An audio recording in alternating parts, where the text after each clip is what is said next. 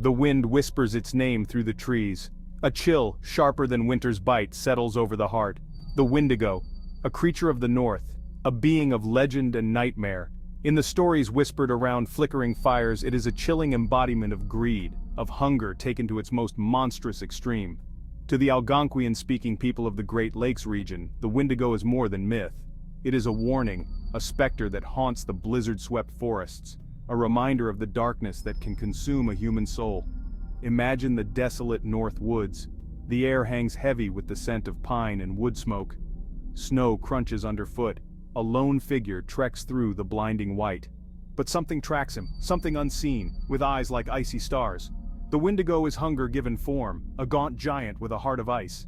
Its touch brings not warmth but an endless, gnawing cold. It is a predator that craves not flesh, but the very essence of humanity. The elders speak of the Windigo in hushed tones. Their stories, passed down through generations, paint a terrifying picture. The creature is said to tower over the tallest pines, its skeletal frame wrapped in decaying skin. Its eyes burn with a malevolent hunger, a hunger that can never be sated. The Windigo is a creature of extremes, born of desperation, and sustained by the darkest impulses of mankind. The Windigo, the stories say, was not always a monster. It was once human, a man or woman driven to the brink by famine, consumed by the need to survive. In the face of starvation, they shed their humanity, embracing a chilling hunger that could not be appeased. This transformation serves as a stark reminder of the fragility of the human spirit, the ever-present potential for darkness to bloom within us all. Greed, too, can birth a Windigo. The legends warn of those who hoard resources, who take more than their fair share, who let their desires consume them. Their hearts, once warm, turn to ice. Their hunger becomes insatiable. They transform into the very monster they feared, a grotesque symbol of their own avarice. The Windigo in these tales becomes a reflection of our own capacity for darkness. But the Windigo is not merely a physical threat. It is a corruption that spreads like a disease. Its presence infects the land, twisting the natural world into a reflection of its own hunger. Animals disappear. The forests grow silent. The very air seems to crackle with an unseen menace. The Windigo's hunger, the stories tell us, is a contagion that can poison the land itself.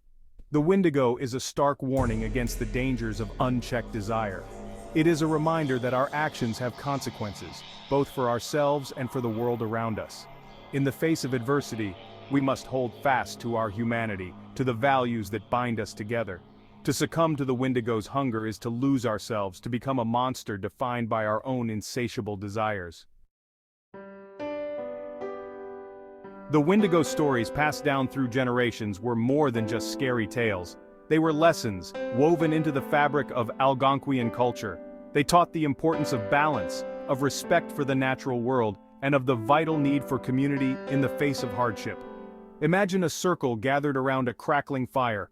The flames dance in the eyes of the young, casting flickering shadows on weathered faces. An elder speaks, his voice low and steady. He tells of the Windigo, not to frighten, but to teach. He speaks of the dangers of greed, of the importance of sharing, of the strength found in unity. The Windigo, in this context, transforms from a monster into a teaching tool. The harsh realities of life in the north made these lessons vital. Winter was a constant threat, and resources were often scarce. The Windigo stories served as a powerful reminder of the consequences of selfishness and isolation. They reinforced the values of cooperation and generosity, essential for survival in a challenging environment. The Windigo was a bogeyman, yes, but also a mirror. It forced people to confront the potential for darkness within themselves, to acknowledge the ever-present temptation to succumb to fear and greed. By facing this darkness in their stories, the Algonquian people found the strength to resist it in their lives. The Windigo, in a strange way, became a guardian of their humanity. Though born of ancient forests and whispered on the wind, the legend of the Windigo retains a chilling relevance in our modern world. The creature's insatiable hunger serves as a potent symbol for the dangers of unchecked consumption, of greed that devours resources and leaves devastation in its wake. Look around, the world groans under the weight of our desires. We consume without thought, driven by a hunger for more. The Windigo's insatiable appetite finds its echo in our relentless pursuit of material wealth, in our disregard for the environment, in the growing chasm between the haves and the have-nots. We have become a society obsessed with acquisition, often at the expense of our shared humanity. The Windigo also serves as a stark reminder of the dangers of isolation. In an increasingly interconnected world, we are paradoxically becoming more and more disconnected from each other. Social media, while connecting us digitally, often serves to isolate us physically and emotionally. We retreat into our own echo chambers, our own carefully curated online worlds, losing sight of the importance of real human connection. The Windigo's message, though ancient, remains as relevant as ever. It is a call to remember our shared humanity, to value community over isolation, to temper our desires with compassion and restraint. It is a reminder that true strength lies not in individual gain, but in our ability to come together, to share, and to support one another.